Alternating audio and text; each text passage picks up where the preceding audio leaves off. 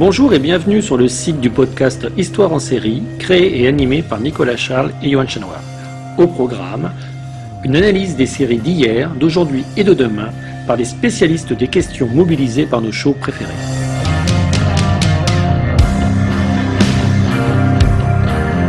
Histoire en série, c'est le podcast qui met en relation histoire, sciences humaines et séries.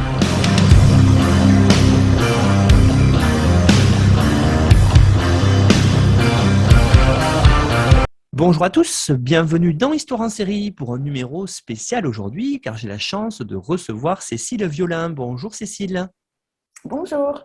Alors je dis numéro spécial Cécile parce qu'aujourd'hui on va s'intéresser non pas à une série en particulier mais à une émission thématique sur les accents dans les séries. Alors vous allez nous dire pourquoi faire cette émission après, mais avant cela je vais vous présenter pour le grand public qui nous écoute.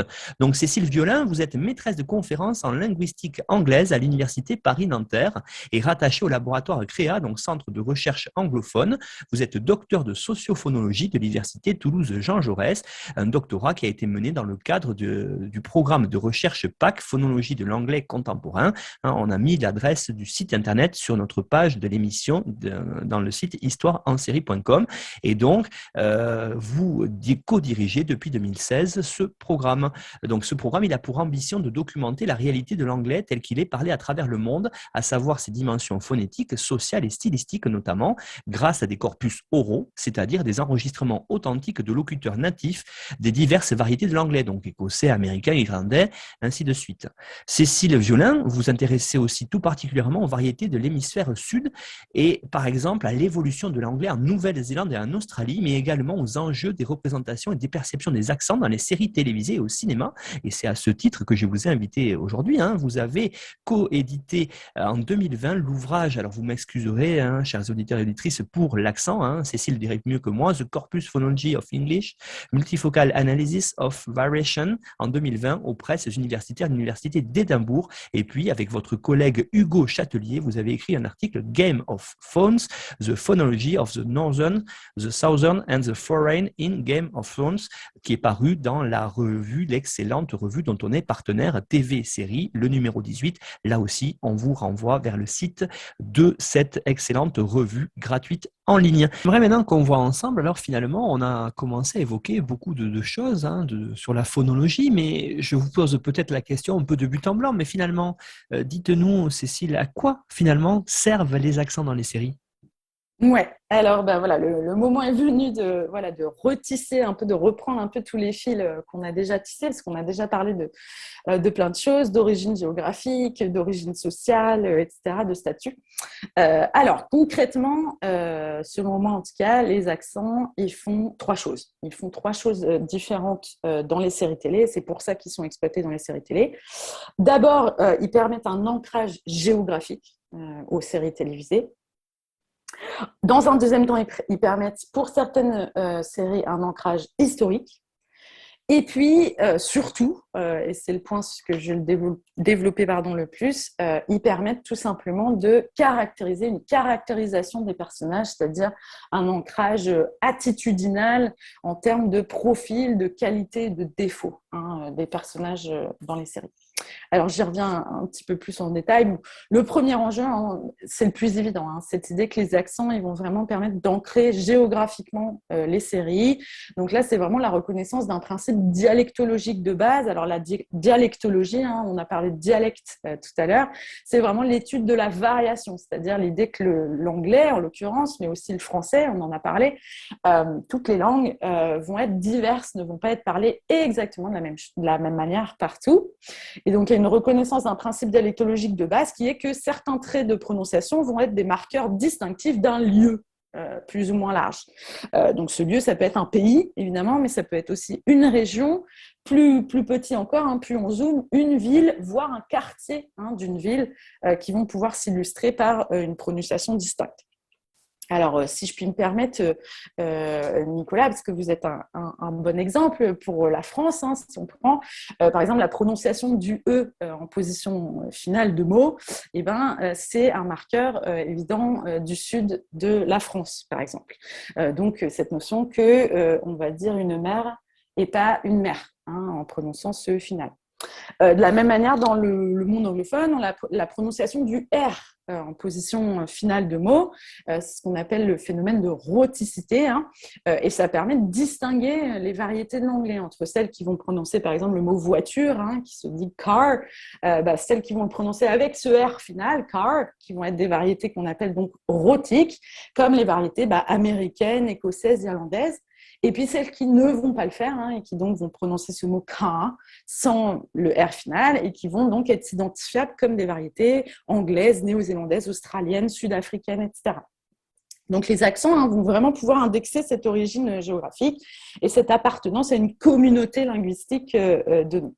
Donc c'est intéressant, c'est qu'un locuteur natif de la langue en question, le français, l'anglais, etc., va avoir cette capacité à décoder certaines caractéristiques de prononciation comme indexant justement ce lieu. Et ce qui est intéressant du coup, c'est que les showrunners vont conscients de cette capacité à décoder, donc c'est pour ça que je disais en introduction qu'on est tous sociolinguistes, et bien eux, ils vont avoir la tâche d'encoder du coup ces marqueurs dans à la fois le script au niveau dialectal et puis à la fois dans la voix, dans la mise en voix, l'incarnation accentuelle par les acteurs.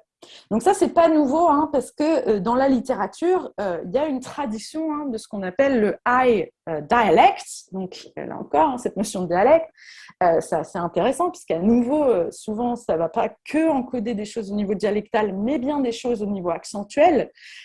Donc attention, parce que voilà, souvent cette notion de dialecte est utilisée un peu trop au sens large et elle recouvre les enjeux d'accent.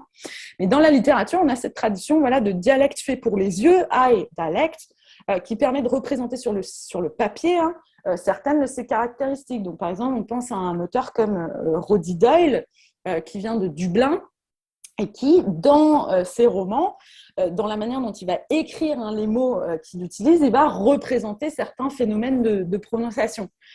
Idem pour Les raisins de la colère, par exemple, de Steinbeck, l'utilisation de nombreuses apostrophes, par exemple, dans la prononciation, par exemple, de mots en ing, knowing, qui va être représenté comme known, et qui va donc représenter un phénomène de prononciation très fréquent, qui est qu'on simplifie ing en in.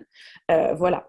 Manuel Jobert, qui mentionne la présence, la représentation du cockney, de l'accent cockney, cet accent de l'Est de Londres, dans Lisa of Lambeth de Somerset Maugham.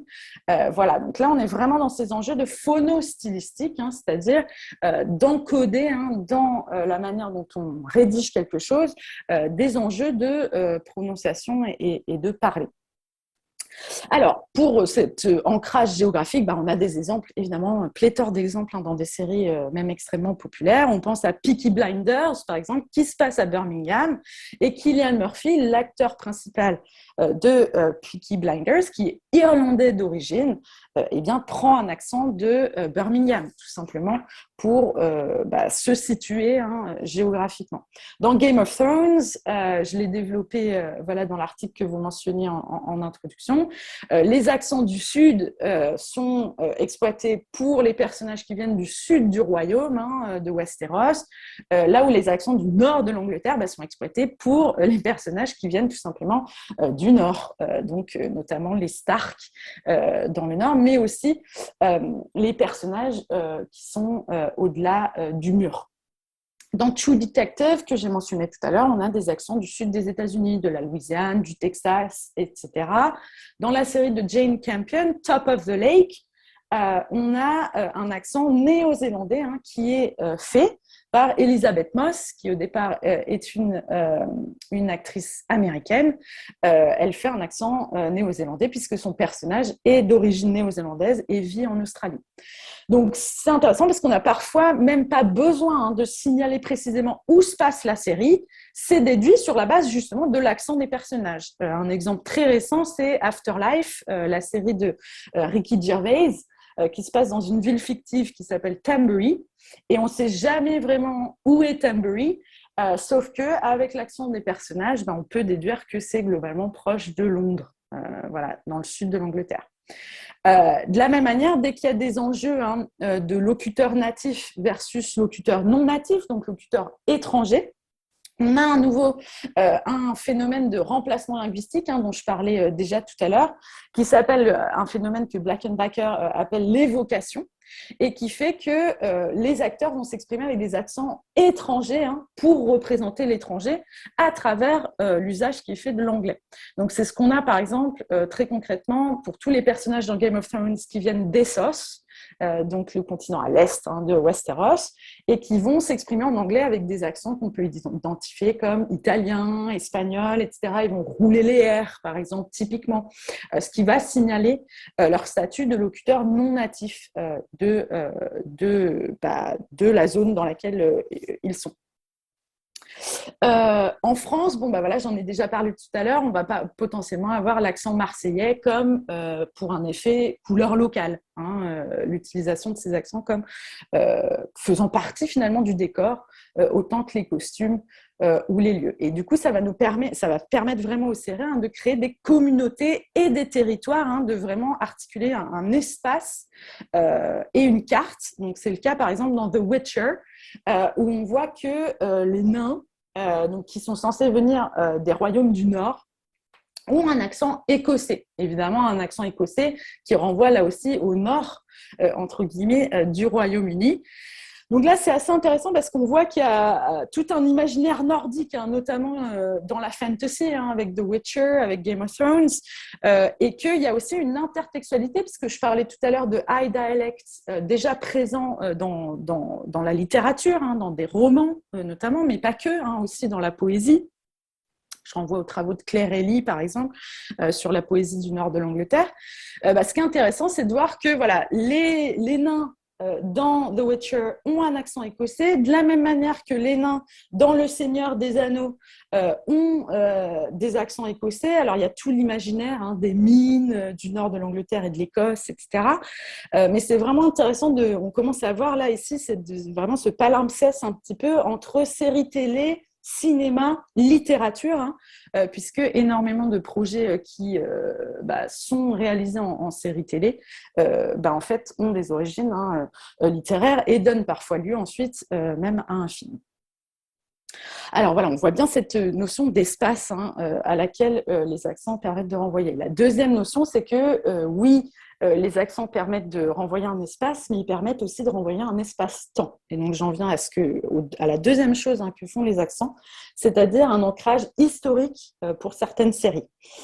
Alors là, c'est intéressant de constater que la plupart des séries médiévales ou historiques au sens large vont utiliser les fameux accents non rhotiques dont je parlais tout à l'heure. Donc, ces accents marqués comme plutôt britanniques et non pas américains, qui ne prononcent pas les R en position finale de syllabe. Donc, car, le mot car prononcé car. Ce qui est intéressant, c'est que ils sont proches du standard de prononciation britannique qu'on appelle généralement la Received Pronunciation, la RP, ou ce qu'on appelle aussi le Queen's English, l'anglais de la reine. Et c'est ce type d'accent qu'on retrouve majoritairement dans Game of Thrones, dans The Witcher et par exemple dans Rome, que je mentionnais tout à l'heure. Pareil dans Viking, que je mentionnais aussi tout à l'heure pour sa précision, finalement, son travail énorme pour faire revivre le fameux vieux norrois, le bas francique, etc.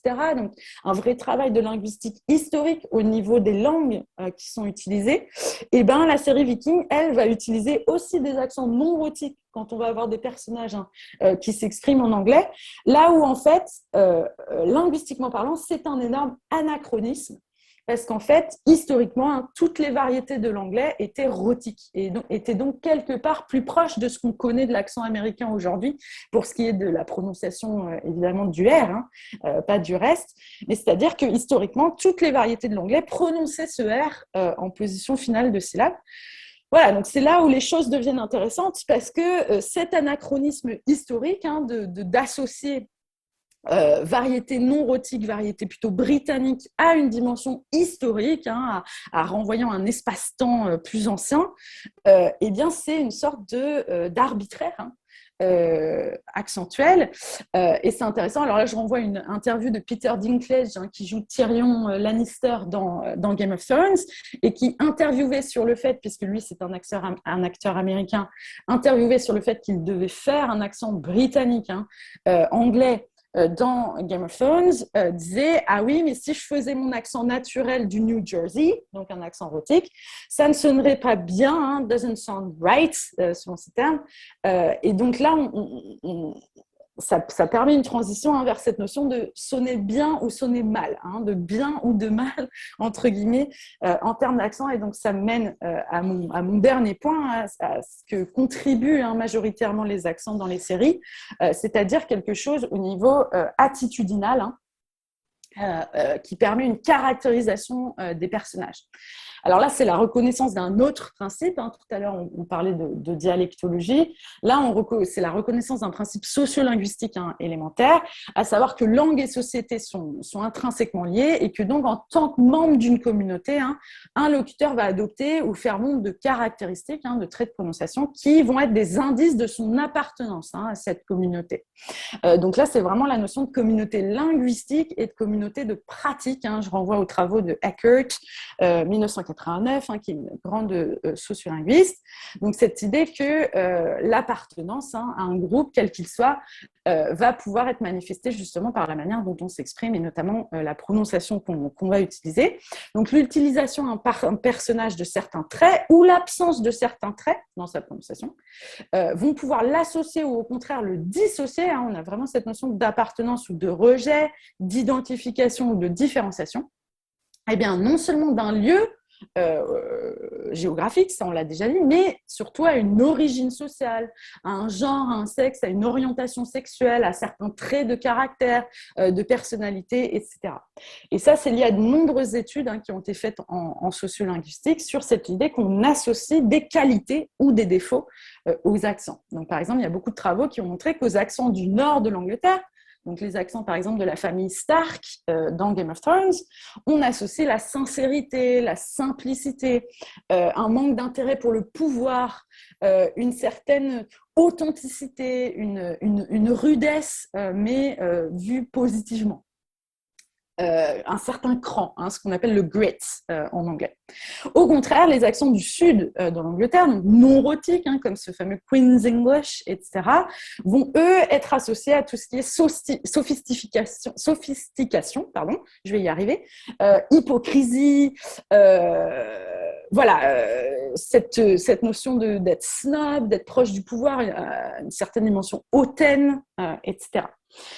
Donc évidemment, ça va marquer le fait que certains accents vont pouvoir être jugés comme plus fiables, plus crédibles, plus relatable en anglais, c'est-à-dire on va pouvoir plus se rapprocher des personnages qui ont cet accent ou non. De la même manière, on va voir que les accents qui sont changeants, donc les accents justement qui ne sont pas cohérents en permanence, qui vont faire montre de variables qui peuvent être associées à différents lieux justement géographiques, etc., vont être associés à des personnages à qui on ne peut pas faire confiance. Parce que justement, comme leur accent n'est pas identifiable au premier abord, ne peut pas être simplement mis dans une catégorie, dans une case, et bien évidemment, ça va déclencher une forme de suspicion parce qu'on va se dire, tiens, ce personnage s'adapte aux personnes avec lesquelles il parle. Donc, ce qui est un phénomène ultra élémentaire, ultra naturel au niveau des accents. Quand on parle, généralement, on va avoir un phénomène qu'on appelle un phénomène d'accommodation. C'est naturel. On va plutôt se calquer un petit peu sur le rythme de son interlocuteur, etc. Et bien, dans les séries, ce phénomène-là, lui, va être jugé potentiellement négativement. Parce que ça va être lié à l'idée d'associer le fait que ce personnage change de direction, sans le vent tourner, etc. Et donc va changer d'alliance, etc. Ce qui est très probant pour un personnage comme Littlefinger dans Game of Thrones, par exemple. Voilà, je revenais sur l'accent écossais, mais par exemple, l'association qui est faite assez régulièrement entre l'accent écossais et des personnages plus rustres, plus sauvages, moins civilisés. Hein. Les nains, par exemple, j'en parlais dans The Witcher. Cette rugosité, hein, cette dureté va potentiellement être jugée un petit peu de manière comique, par exemple. Mais il y a aussi une sorte de force, un côté dur à cuire, un côté entier qui va pouvoir être jugé positivement à certains égards. Alors pour l'accent écossais, on a pas mal d'exemples. Hein. Peaky Blinders, que je mentionnais tout à l'heure, on a dans une saison récente de Peaky Blinders le gang de Glasgow hein, qui s'appelle les Billy Boys, qui a évidemment un accent écossais puisque factuellement hein, c'est authentique puisque c'est un vrai gang hein, qui existait et qui venait de Glasgow. Mais on voit bien que cet accent de Glasgow va mettre en avant hein, plutôt justement le côté un peu sauvage, le côté ultra dur hein, de ce gang. Alors, je reviens tout de suite sur cette notion de dimension comique hein, qui peut aussi être associée à certains accents. Et donc là, l'accent écossais que je viens d'évoquer. Alors, il faut surtout pas sous-estimer dans donc cette troisième grande chose hein, que les accents font pour les séries. Et donc, cette association entre accent et qualité, défaut, caractérisation, profil, voilà, la dimension comique véritablement que les accents peuvent avoir. C'est quelque chose qui a été et qui est toujours utilisé dans de très nombreuses séries justement comiques, plutôt comiques humoristiques. Alors comment? Eh bien parce que justement l'accent, par exemple étranger, va pouvoir positionner un personnage comme un peu en décalage culturel ou attitudinal avec les autres personnages d'une série. Et en cela, par ce décalage d'identité, ce décalage culturel, parfois cette incongruité qui va se manifester par la manière de prononcer, de dire des choses, eh bien le rire va être déclenché. On pense évidemment au personnage de Gloria dans Modern Family. On peut évidemment aussi penser au personnage de Raj dans Big Bang Theory. Euh, voilà, donc il y a vraiment cette dimension d'association entre l'accent étranger et une dimension comique, non pas forcément aux dépens du personnage, mais aussi en associant à ce personnage une dimension un petit peu excentrique, fantasque, qui va pouvoir déclencher le rire. Alors évidemment, on en vient à des enjeux que j'ai beaucoup évoqués dans l'épisode précédent, c'est-à-dire que la ligne est ténue entre voilà cette caricature, cette parodie, cette évocation, cet hommage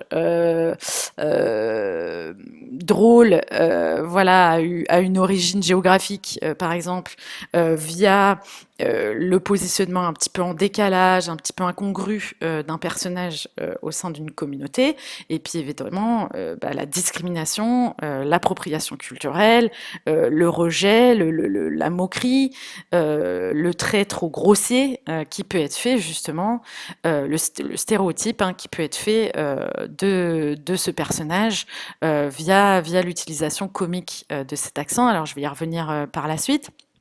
Mais juste pour conclure sur cette dimension comique, elle est liée à ce qu'on associe entre traits de caractère, positionnement du personnage et puis l'accent, mais elle est aussi liée au fait d'offrir une réflexion un petit peu en retour. Et là, j'anticipe sur ce que je vais développer par la suite, mais sur le fait que dans les séries comiques, c'est aussi le fait qu'on utilise de manière incongrue pour faire penser tout de suite à certains traits de caractère, etc., qui déclenchent le rire. Alors là, je prends l'exemple d'une série animée, par exemple, comme BoJack Horseman. Dans cette série, donc, qui suit le personnage de BoJack Horseman, qui est une ancienne star d'Hollywood, donc on est vraiment immergé en plus hein, dans ce milieu hollywoodien, donc ce milieu de la production audiovisuelle et de toutes ces coulisses. Eh bien, il y a des références récurrentes tout au long des 6 saisons du show à l'utilisation parfois absurde qui peut être faite de certains accents, justement pour positionner de manière un peu décalée, de manière incongrue des personnages. Donc je pense par exemple à l'enfant star, une des enfants stars avec laquelle Bojack a travaillé plus tôt dans sa carrière, qu'il ne voit pas pendant des années et qu'il retrouve donc des années plus tard. Et quand il la retrouve, elle a un accent britannique sorti de nulle part, puisque c'était une enfant star américaine. Et évidemment, ça donne l'opportunité à BoJack Horseman, personnage très, très sarcastique et ironique d'ailleurs, de mettre en lumière cet accent totalement hors sol, totalement arbitraire, totalement sorti de nulle part, vraiment utilisé pour positionner ce personnage d'ex-enfant star comme une adulte très bon chic, bon genre, hautaine, déconnectée, très froide, sans émotion, etc. Donc on voit aussi la dimension comique qui peut naître de ça, de très crûment en fait montrer l'utilisation qui peut être faite des accents et comment on les associe justement à des traits de caractère et des traits de personnalité, souvent de manière aussi arbitraire. Voilà, donc vraiment cette notion que les accents vont vraiment servir à donner aux personnages des caractéristiques. Et donc ça ça nous permet d'aborder une notion qui est fondamentale, à mon avis, à ce niveau-là, ce qu'on appelle la notion d'indexicalité. Donc cette notion que les accents vont indexer des comportements, etc. Et alors l'indexicalité, donc un terme originairement créé par Silverstein, c'est cette idée que quand on indexe quelque chose, on n'essaie pas de directement ressembler à la référence telle qu'elle existe, entre guillemets, mais on va donner à de la variation linguistique, à certains traits linguistiques de prononciation, en l'occurrence, un sens social. Et que donc la co-occurrence de certaines variantes dans le parler d'un personnage va permettre à ce personnage d'être perçu comme appartenant à une certaine catégorie de locuteurs, à un certain genre de personnages. Donc une définition qui est souvent utilisée pour comprendre l'indexicalité, c'est cette idée que par exemple la fumée indexe le feu, au sens où la fumée est un indice du feu parce qu'il y a une relation de cause à effet entre les deux, il y a une co-occurrence, il n'y a jamais de fumée sans feu. Donc c'est cette idée que certains accents vont pouvoir être des raccourcis, selon l'expression de Lippy Green, pour la caractérisation. Maintenant, ce qui est intéressant, ce que je trouve, là où on fait vraiment le travail d'aller voir un petit peu au-delà de ça et de voir le contenu idéologique de ça, c'est que si la fumée implique le feu, alors en retour, le feu crée une attente de fumée. Alors j'espère que je suis bien comprise là-dessus, mais c'est-à-dire si on développe de plus en plus l'association entre un type de personnage et un certain accent, certaines caractéristiques de prononciation, eh bien évidemment on développe une attente de ces caractéristiques de prononciation. Donc, dès qu'un personnage va pouvoir être associé au même type de communauté auquel d'autres personnages avec cet accent appartiennent. Donc on a, par exemple, à force d'avoir une association entre personnages puissants, historiques, les rois, les reines, etc., et des accents standards britanniques, évidemment, dès qu'on va avoir un personnage puissant, on va s'attendre à ce qu'il ait un accent de type RP, Received Pronunciation, pour l'incarner, pour lui donner une voix. Cécile Violin, en conclusion de cette émission vraiment très très intéressante sur les accents, on a dit beaucoup de choses, vous avez évoqué beaucoup de thématiques vraiment majeures là-dessus. Moi j'aurais une question véritablement là-dessus, c'est quelles sont les conséquences de l'utilisation qui est faite des accents dans les séries télé? Qu'est-ce qu'elles produisent ces accents, qu'est-ce qu'ils produisent sur les séries? Et j'allais dire aussi peut-être vice-versa. Est-ce que, vous avez commencé à le dire, hein, justement, que produisent les séries télé sur les accents? Parce que vous êtes bien placé, parce que vous y travaillez dessus, sur quelque chose de vivant, qui évolue. Et donc, du coup, vos travaux, dites-nous véritablement pourquoi c'est intéressant d'étudier les accents. Alors, donc, ce qu'il faut bien comprendre, c'est que il y a quelque chose évidemment dans le format sériel qui peut appeler le raccourci, parce que on a très peu de temps finalement avec les épisodes en format sériel court. Par rapport à ce qu'on peut envisager pour un film, par exemple, on a peu de temps pour construire une dimension, hein, une profondeur à un personnage, à un sujet. Donc le format sériel, hein, peut appeler ce raccourci linguistique via l'utilisation des accents, et donc finalement ce raccourci aussi idéologique à travers l'association presque systématique entre certains types d'accents et certains types de profils, hein, de personnages, d'identité de personnages.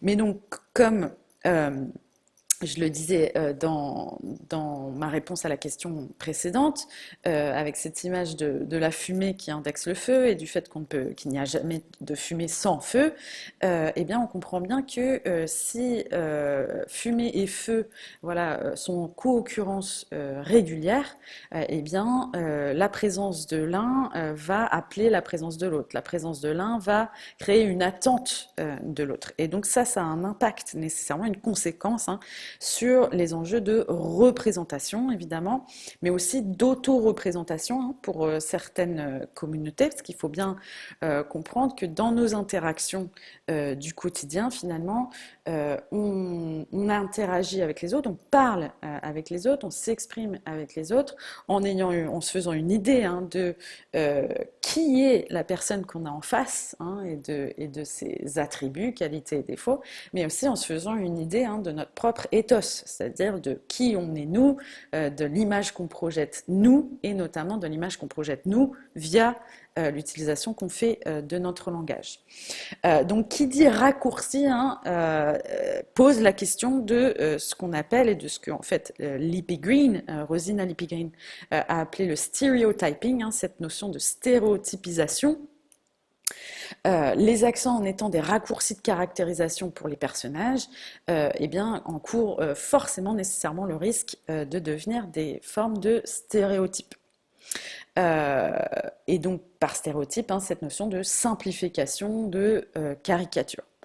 Alors, voilà, ce qui est difficile, hein, à naviguer, et donc ce qui revient à tous ces enjeux pour lesquels j'ai signalé qu'on parlait peut-être plus qu'avant, hein, ou en des termes différents des accents, c'est justement que l'équilibre entre ce raccourci utile de caractérisation par l'accent et le fait de tomber, hein, potentiellement dans un cliché, dans un stéréotype, dans une caricature potentiellement qui fait violence, hein, à un certain type de communauté ou à un groupe, eh bien l'équilibre, il est nécessairement difficile à trouver, hein, parce que ce qui est utile, entre guillemets, dans le stéréotype, c'est que il va se fonder sur certains éléments de la réalité, ou convoquer certains éléments de la réalité. Donc on comprend bien, quand on convoque un accent, quand un acteur va utiliser certains marqueurs de prononciation associés à telle ou telle communauté, ces marqueurs, il ne les sort pas de nulle part. Ces marqueurs ont une réalité dans la vraie vie. Mais en introduisant finalement de la simplicité et de l'ordre, hein, dans ce qui est donc un processus de catégorisation, dans quelque chose qui, dans la réalité, est nécessairement plus complexe et donc plus soumis à de la variation aléatoire, libre, eh bien ça crée forcément, hein, ce risque de simplification et de faire violence, entre guillemets, à la réalité. Donc la conséquence, hein, dont il faut bien être conscient, en fait, quand on manipule, hein, un petit peu ces accents et leur utilisation, leur perception dans les séries, c'est que les attitudes, hein, on peut avoir par rapport à ces accents sont basés sur notre expérience à la fois au quotidien, dans les interactions qu'on peut avoir, et renvoie à ce qu'on projette des identités et de la personnalité des gens qui ont des accents similaires à ceux qu'on peut voir, à l'écran. Donc, en ce sens, les réactions qu'on a quand d'autres personnes parlent vont créer des attentes en termes de comment ces gens avec des origines, par exemple, géographiques similaires ou des origines sociales similaires, devraient être dépeints, représentés à l'écran. Donc on voit bien qu'il y a un cycle là qui se forme, un effet retour, et c'est vraiment ça que j'aimerais mentionner ici, c'est que le fait ensuite de voir justement certaines communautés, certaines catégories de gens systématiquement représentés avec un type spécifique d'accent à la télé ou évidemment dans des films, etc., renforce les attitudes initiales qu'on pouvait avoir. Et donc en d'autres termes, les locuteurs et donc les spectateurs sont immergés dans ce que Milroy a appelé l'idéologie linguistique, qui est à la fois informée par ce qui se passe dans le monde réel, évidemment, mais aussi par ce qui est projeté sur les écrans des pratiques langagières des différentes communautés. Donc cette idéologie, elle est finalement à la fois apprise et enseignée dans nos interactions du quotidien, qui mettent à jour un petit peu nos attitudes, nos impressions, nos perceptions de quels sont les marqueurs de tel ou tel type d'identité ou de communauté, mais aussi par les interactions fictionnelles auxquelles on assiste à l'écran. Et donc ça veut dire que la représentation linguistique, la fiction finalement linguistique et la réalité linguistique se nourrissent mutuellement dans un cercle plus ou moins vertueux ou vicieux en fonction justement des attentes, des stéréotypes et des imaginaires créés. Et donc c'est là où j'aimerais convoquer cette notion d'imaginaire linguistique, notion créée, pensée par Houdebine en 1982. Il y a un véritable impact potentiel des séries télévisées en tant que produit de représentation et d'auto-représentation sur l'imaginaire linguistique qu'on peut avoir de certaines communautés. Et donc c'est là où les buts divers dans lesquels les accents sont utilisés, donc but de reconstitution, d'authenticité pure, but but humoristique, de parodie, etc., vont avoir nécessairement un impact différent en termes idéologiques, en termes vraiment de ce qui est produit sur les gens qui reçoivent ces performances. Donc c'est là où on peut convoquer aussi différentes notions, et une notion que j'aimerais convoquer ici, c'est celle posée par Aga, donc le concept en anglais de enregisterment, qu'on pourrait traduire finalement par l'enregistrement, cette mise en registre, donc cette idée que un style d'expression, et donc notamment des caractéristiques en termes de prononciation, vont vraiment être assimilés dans l'esprit collectif comme indexant un type de personne, d'accord, et un type de groupe particulier. Donc par exemple, j'y reviens encore, mais cette notion que la received pronunciation, cet accent standard britannique nourotique, de Queen's English, puisse être littéralement enregistré comme étant l'accent de prestige, et qui donc va conférer aux membres faisant usage, de cet accent, le prestige justement associé à ces personnes.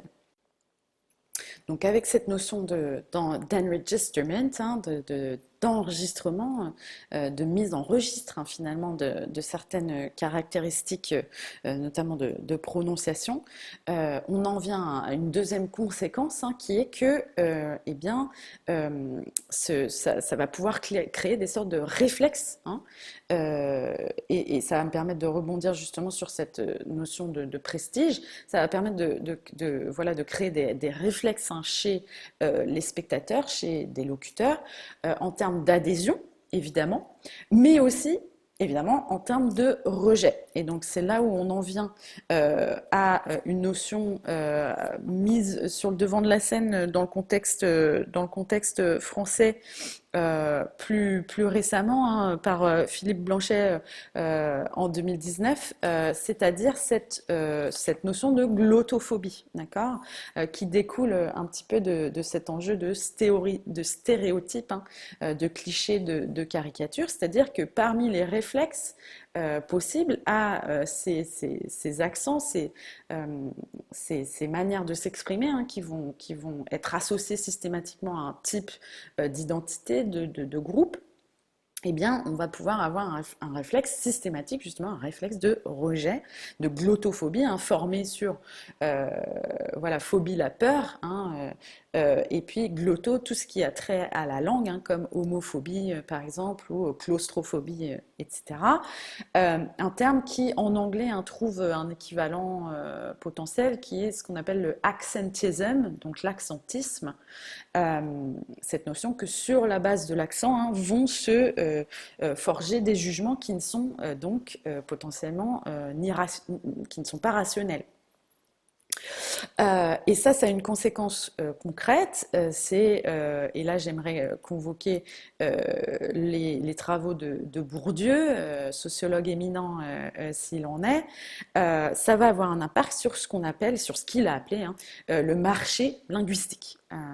Donc il faut bien voir qu'avec les séries télévisées, on a une forme de commodification, hein, de marchandisation, d'échange de valeurs, en fait, pour les différents accents et donc les différentes identités qui y sont associées. Alors là, j'aimerais citer donc Bourdieu. L'image a cette particularité qu'elle peut produire, hein, ce que les critiques littéraires appellent l'effet de réel. Elle peut faire voir et faire croire à ce qu'elle fait voir. Cette puissance d'évocation a des effets de mobilisation. Elle peut faire exister des idées ou des représentations, mais aussi des groupes. Donc déjà, hein, ça revient sur ce que j'ai développé un petit peu tout à l'heure, hein, vraiment cette force de l'image, hein, qui fait advenir à l'écran, hein, des groupes, des communautés, des identités, des profils. Et puis une seconde remarque, cette fois de Coulon-Gully, les médias sont constructivistes, ils ne retranscrivent pas fidèlement un monde qui existerait indépendamment d'eux, ils l'interprètent. Et plus loin, les médias sont performatifs, prescriptifs autant que descriptifs. Ils contribuent à la construction de notre réalité et renforcent la réalité de ce qu'ils montrent et occultent davantage encore celle qu'ils minorent. Donc j'aime bien ces enjeux de description versus prescription, hein. On est en plein dedans, puisqu'avec voilà, l'importance de l'authenticité, hein, que j'ai mentionné précédemment, on peut se dire qu'il y a un vrai travail, voilà, de reconstitution, de description, très fidèle à la réalité qui est fait dans les séries, et c'est parfois le cas, mais on a aussi évidemment cette dimension d'interprétation, de prescription qu'il ne faut pas du tout sous-estimer. Et qui, du coup, attribue de la valeur, hein, du prestige à certaines formes linguistiques, certains accents, et au contraire en prive d'autres, hein, de valeur. Et donc ces accents ont plutôt tendance à être stigmatisés,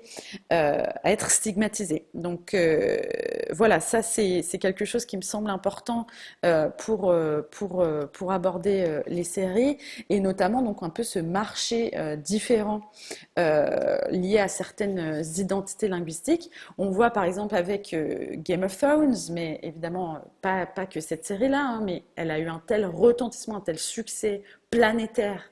Elle a été vue par des locuteurs natifs et des locuteurs non natifs. si bien que les accents nordiques associés, donc j'en ai déjà parlé, à la famille Stark, par exemple, ont acquis une forme de prestige au sens non pas patent du terme, comme peut être le prestige associé à l'accent britannique standard, RP, dont j'ai déjà parlé, mais une forme de prestige qu'on appelle latent. Là, je renvoie aux travaux de Trudgill, c'est-à-dire qu'ils s'éloignent de la norme, ils ne sont pas associés à la norme, mais on leur confère d'autres qualités. Et donc avec tout l'univers nordique lié à Game of Thrones, The North remembers, le Nord se souvient, le Winter is coming, l'hiver arrive, etc. On a eu une mise en avant énorme de ces accents du nord de l'Angleterre, et donc une prise de valeur, pour ainsi dire, de ces accents sur le marché linguistique. Un exemple en contrepoint à celui-là, ce serait l'exemple de l'accent néo-zélandais, dont je suis plus spécialiste, étant donné mes travaux, qui lui, quand on considère les objets sériels, donc les séries télé vraiment visionnées de masse, qui vont s'exporter de manière globale dans le monde, et dans le monde anglophone, mais dans le monde au sens plus large encore, eh bien, cet accent en étant absent, cet état de fait va pouvoir renforcer un phénomène qu'on appelle le phénomène d'insécurité linguistique, qui est un phénomène lié justement à cette idée que l'accent qu'on parle n'a pas de reconnaissance, n'a pas de valeur, n'a pas de visibilité. Et que donc, évidemment, l'identité à laquelle il est associé n'a, elle non plus, pas vraiment de visibilité, de valeur, de prestige, ce qui crée évidemment de l'insécurité, une sorte de remise en question et de manque de confiance, pour ainsi dire, dans la prononciation qu'on utilise soi-même et qui est son accent propre. Voilà, donc ça c'est, pardon, ça c'est vraiment pour ce qui est de ce que font quelque part les accents pour les séries, et de cet effet retour, de comment la représentation ensuite renourrit elle-même l'imaginaire linguistique que peuvent avoir les locuteurs.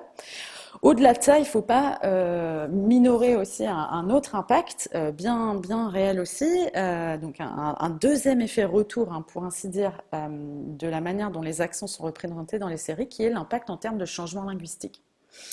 Et ça, c'est cette idée que, en fait, avec ces réflexes qu'on peut avoir d'adhésion ou au contraire de rejet par rapport à certains des accents qui sont utilisés justement dans les séries télé, et en fonction évidemment de l'association qui est faite entre accent et traits de caractère et de personnalité liés au personnage, on va avoir des phénomènes de ce qu'on appelle d'accommodation qui vont pouvoir avoir lieu, ou au contraire de distanciation, de divergence.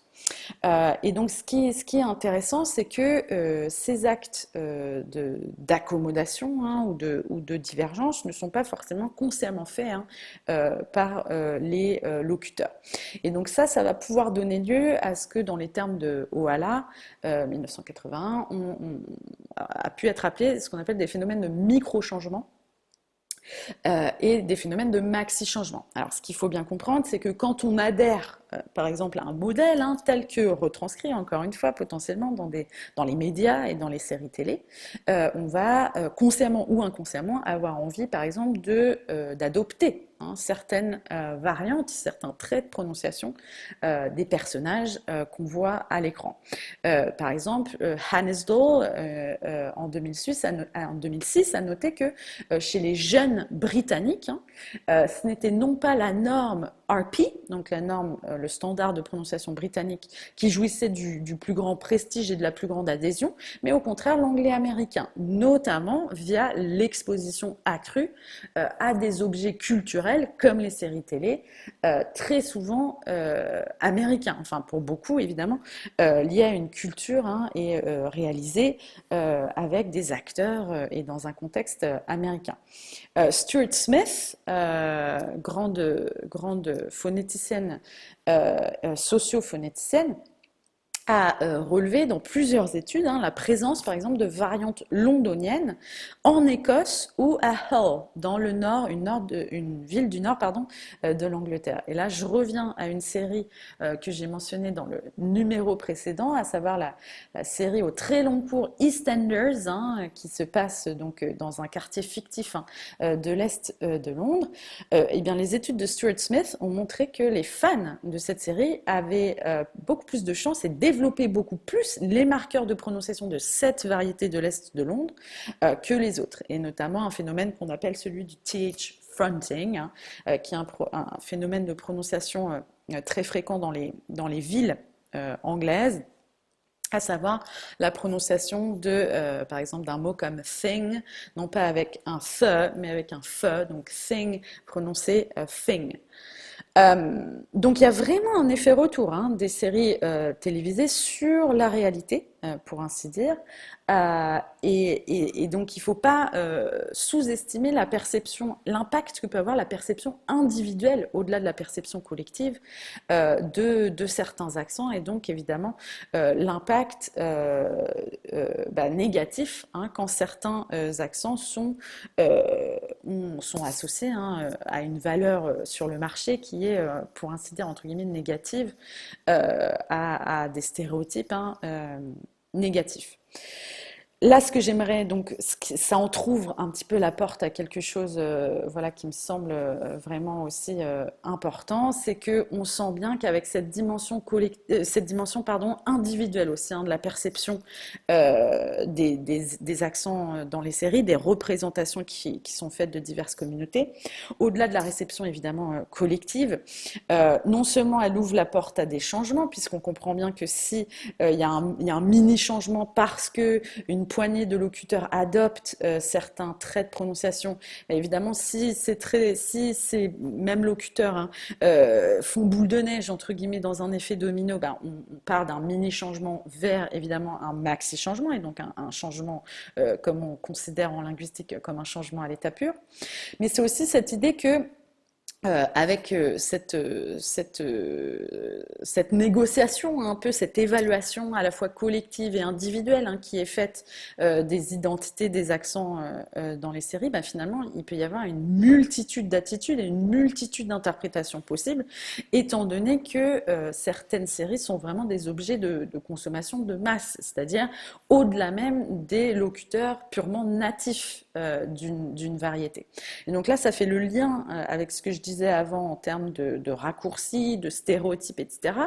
C'est que même si y a une recherche qui est faite de la part des acteurs, de la part des showrunners, pour construire les accents, soit à des fins vraiment de reconstitution, pour convoquer, pour créer un ancrage géographique, pour créer un ancrage historique, pour caractériser les personnages, finalement, tout ce travail-là préparatoire, il peut au final complètement échapper au contrôle de ceux qui créent ces séries télévisées, donc de l'acteur qui a mis en voix, du showrunner qui a réfléchi justement à la profondeur d'un personnage et à ses attributs, puisque finalement, quand certains accents vont être performés pour des locuteurs non natifs, de l'anglais par exemple, qui ne vont pas forcément avoir la même conscience du coup de quelles sont les caractéristiques de prononciation, les traits de prononciation liés à tel lieu, à telle région du monde anglophone, etc. Eh bien on se rend compte que c'est là où quelque chose qui chez un locuteur natif va être vraiment compris comme étant une caricature, une parodie, je reviens à l'exemple que je prenais de l'accent de Baltimore joué dans 30 Rock, eh bien, un locuteur non natif qui n'a pas du tout les mêmes codes, pas le même background, pas la même culture, pas la même langue native, pas la même langue maternelle, va pouvoir complètement passer à côté de cette dimension d'exagération, de stylisation, d'exploitation parodique, comique d'un accent. Et donc ça, qu'est-ce que ça fait? Quelle est la conséquence de ça?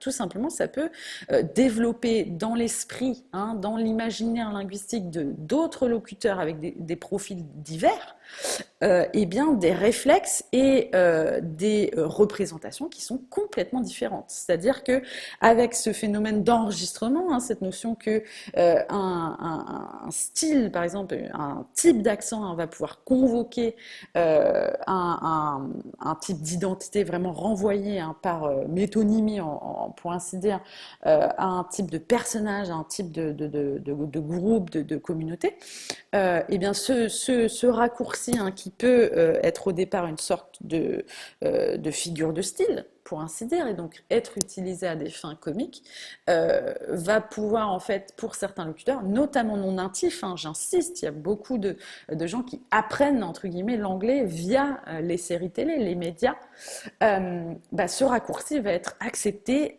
comme tel, et entre guillemets, et pour ainsi dire, véritablement essentialisé.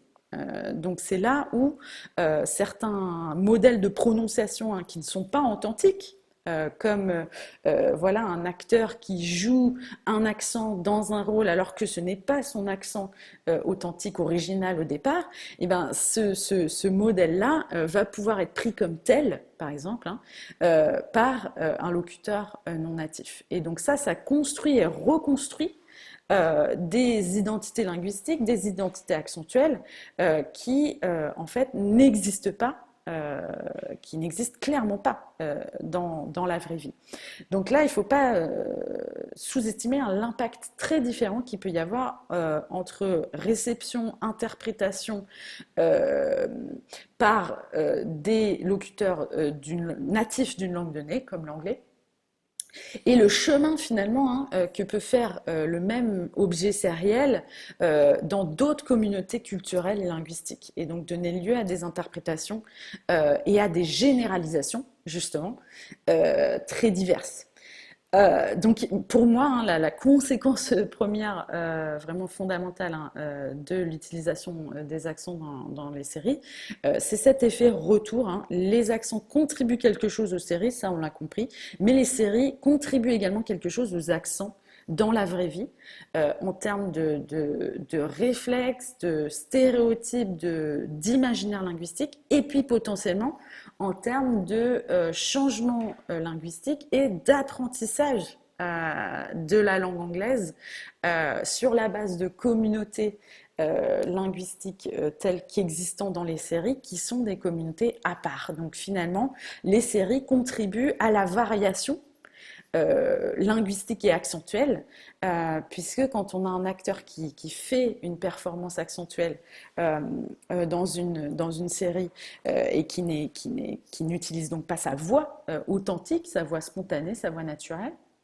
il produit quelque chose qui, à son tour, va pouvoir être utilisé comme modèle par quelqu'un d'autre. Et donc ça, évidemment, ça démultiplie dans un effet un peu kaléidoscopique les interprétations et la diffusion et les utilisations qui peuvent être faites des accents en retour dans la vraie vie.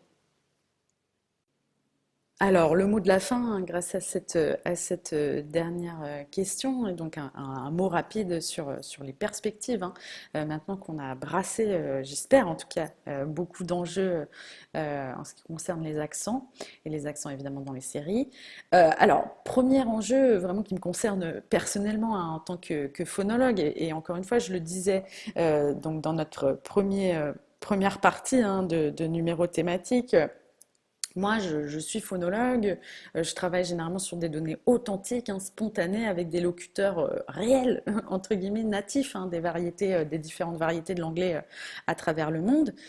Et je le disais, cette réflexion-là que je mène aussi avec vous aujourd'hui sur les accents dans les séries, leur représentation, leur utilisation, leur perception, C'est une petite partie de ma recherche et une partie plus récente et qui est vraiment liée au fait que, comme beaucoup de gens, je consomme des séries. Mais vu comme ça, avec ce que j'ai pu présenter, on pourrait se dire, tiens, mais c'est génial, les séries télé, ça constitue un objet d'étude parfait pour la phonologie et la sociophonologie. Alors oui, mais attention, hein, parce que on pourrait se dire, tiens, plutôt que voilà d'aller récupérer la parole hein, de locuteurs natifs à travers le monde, ce qui est une tâche pas facile, hein, qui prend du temps, etc. On pourrait avoir accès à ce qu'on appelle le big data hein, et une masse de données, ce qui est quelque chose qui est évidemment scientifiquement est pertinent, hein, puisque plus on a de données, plus on a une masse de données, plus statistiquement hein, on peut en dire des choses sur la significativité hein, de certains traits, de certains phénomènes, etc. Mais en fait, les séries télévisées hein, constituent un corpus qui n'est pas si facile, hein, qui est vraiment délicat à traiter pour plusieurs raisons. Et une des raisons, je pense, qui transparaît, je l'espère, avec ce dont j'ai discuté jusqu'à maintenant, c'est finalement, mais qu'est-ce qu'on traite en fait hein? Qu'est-ce qu'on traite quand on traite une série télévisée?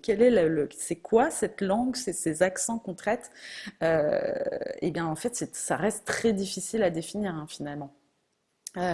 Donc les corpus de séries télévisées hein, sont problématiques justement parce qu'ils performent des choses. Alors c'est pas pour dire que quand j'enregistre un locuteur natif dans n'importe quel lieu en Nouvelle-Zélande, hein, comme j'ai pu le faire dans le cadre de ma thèse de doctorat, ça veut pas dire que quelque part quand j'enregistre ce locuteur natif, il ne performe pas quelque chose. Tout le monde performe quelque chose de sa langue hein, quand il interagit avec quelqu'un. On parle plus ou moins ci, plus ou moins ça.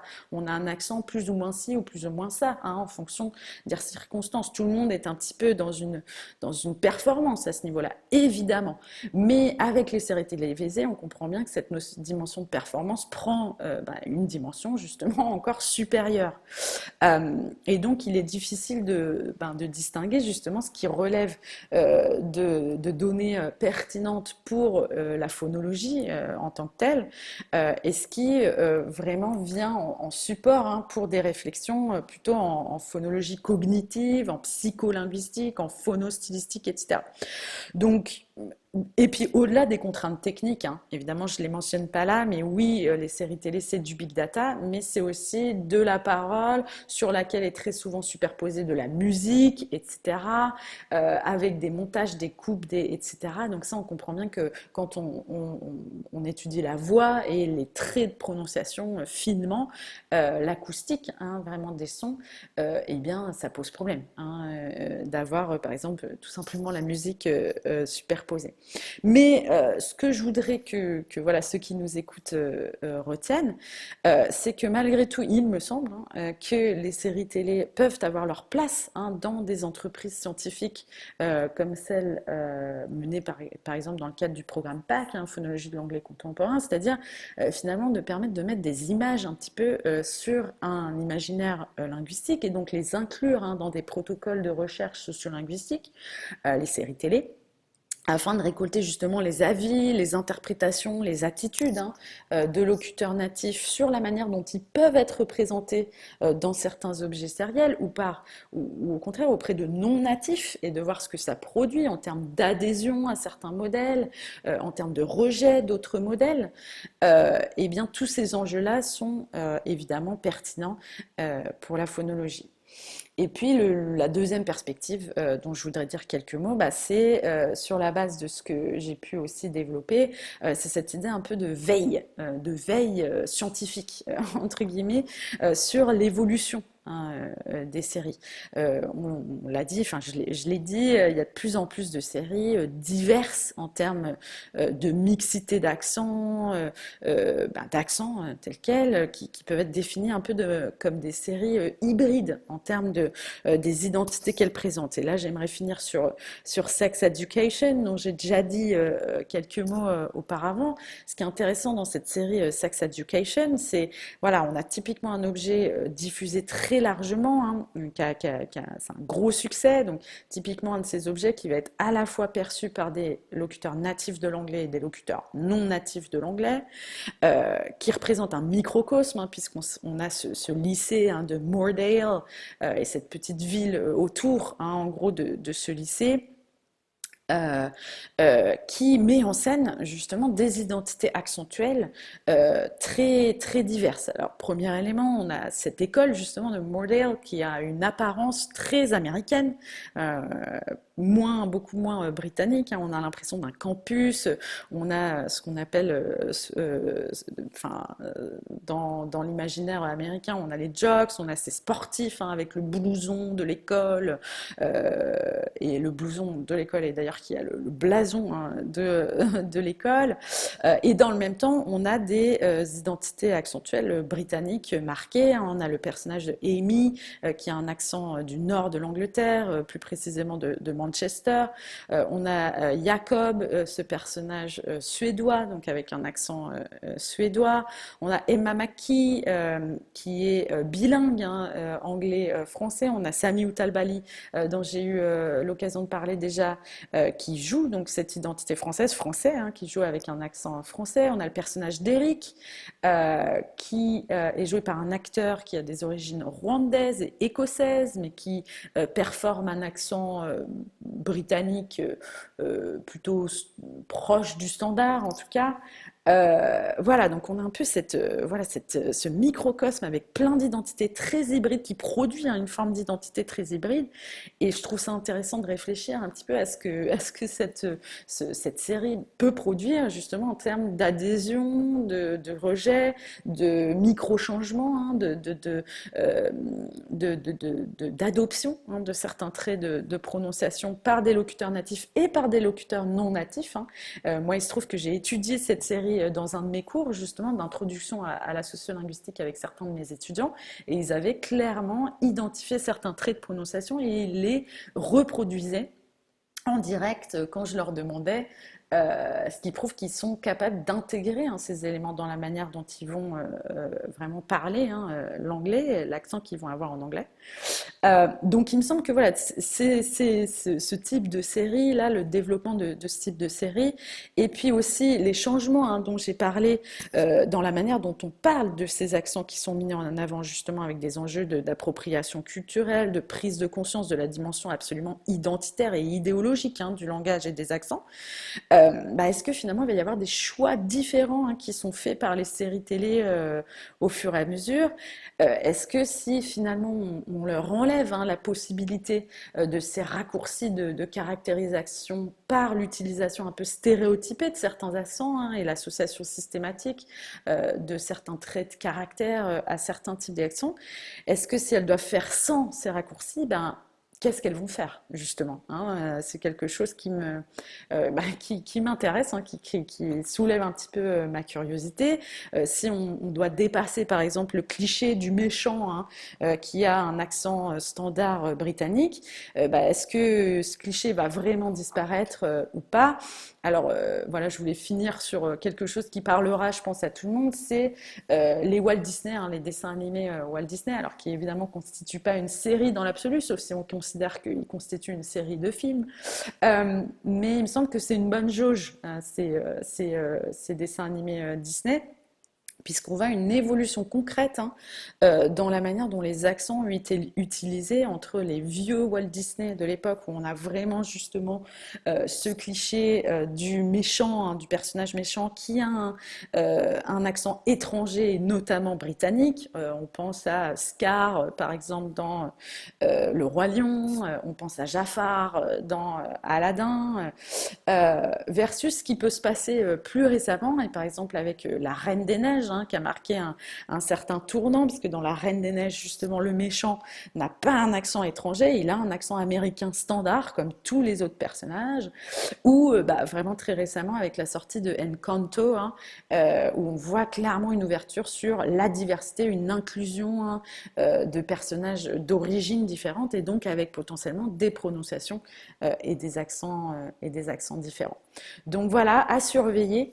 avec l'ensemble des éléments que j'espère avoir fournis à ceux et celles qui nous ont écoutés pour développer un petit peu leur regard acéré et leur écoute plutôt acérée sur la manière dont les accents sont utilisés dans les objets qu'on consomme comme ça au quotidien sans y penser, que sont les séries télé. Merci beaucoup Cécile Villain pour cette très riche émission sur les accents. On l'a vu, il y a beaucoup de choses à dire et il y aurait encore beaucoup de choses à dire. C'est pour ça, je pense que je vous réinviterai à ce micro pour évoquer d'autres thématiques, pour approfondir aussi certaines thématiques que vous avez évoquées ici sur les accents et les séries, parce que c'est quelque chose de majeur qu'on a tendance peut-être à laisser de côté, par facilité aussi, avec l'idée d'écouter plutôt les séries doublées, en tout cas. Mais c'est vrai que, comme vous l'avez dit, aujourd'hui, avec l'avènement des grandes plateformes, on a la facilité de trouver ces séries-là en VO sous-titrées et donc c'est vrai que l'écoute, là, même y compris la sonorisation change tout et on a une autre contextualisation dessus. Je pensais à une autre série aussi qu'on a déjà évoquée avec Charlotte Barca dans l'émission Derry Girls, où cette série-là, avec un accent irlandais de Derry, justement à couper au couteau, ne s'écoute pas du tout pareil. En tout cas, la série ne se vit pas du tout pareil si on l'écoute en français. Voilà, donc vous retrouvez le résumé de l'émission sur notre partenaire, comme toujours, nonfiction.fr. Et puis, n'hésitez pas à aller sur notre site internet histoireensérie.com, retrouver tous les résumés des différentes émissions qu'on a publiées maintenant depuis 2 ans. On en est à plus de 180 émissions, on va dire communes. Vous retrouvez tout sur notre site et puis suivez-nous sur les réseaux sociaux, le groupe Facebook d'Histoire en série et puis sur Twitter, le hashtag Histoire série, où vous pouvez nous retrouver et suivre notre actualité. Merci beaucoup Cécile vraiment pour cette émission et puis à bientôt, j'espère, pour d'autres émissions sur la linguistique et les accents. Avec grand plaisir. Merci à vous.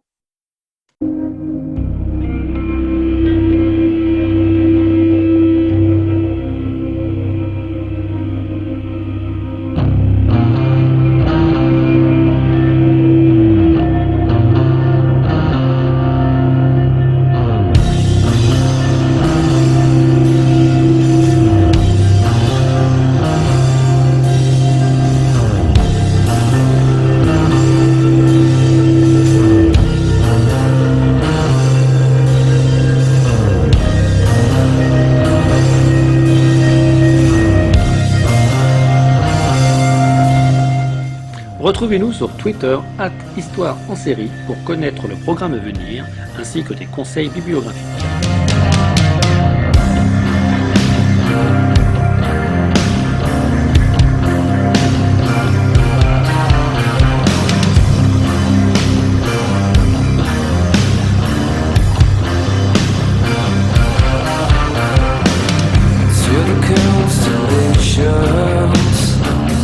Travel majestically, such a beautiful blood.